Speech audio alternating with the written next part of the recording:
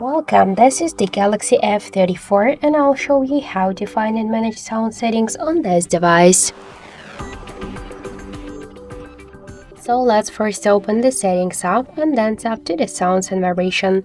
So here we got the sound, vibration and mood modes. Just to activate one from them, you should only select the mode here. For example, the mood 1 got also the temporary mood option. You could turn it on or turn it off with the help of the switcher, and mood for 1 to 3 hours, or to set the custom time. In sound section, in sound mode, we could activate also vibration while device ringing. We could switch the ringtone sounds, the notification sound, and system sound section. We got system sound volume. We could just increase or decrease the level of the volume. We could switch the system sound temp, and to activate touch interactions, dial buttons, Samsung keyboard, charging sounds, and screen lock and lock sounds. Let's go back.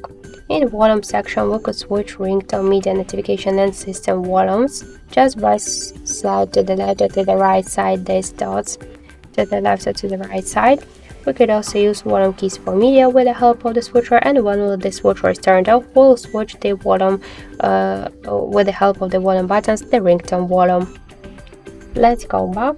We could switch also the call, vibration, and notification vibration patterns. So just by select one from the available vibrations, we could switch system vibration settings to activate or turn off the vibration intensity, and to change the level, to activate or turn off the vibration feedback for touch interactions, dial pads, the keyboard, charging, and notification gestures.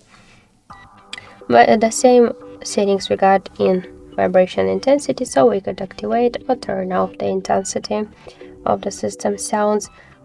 Sound quality and effects option, we could switch the equalizer and to use the adapt sound option.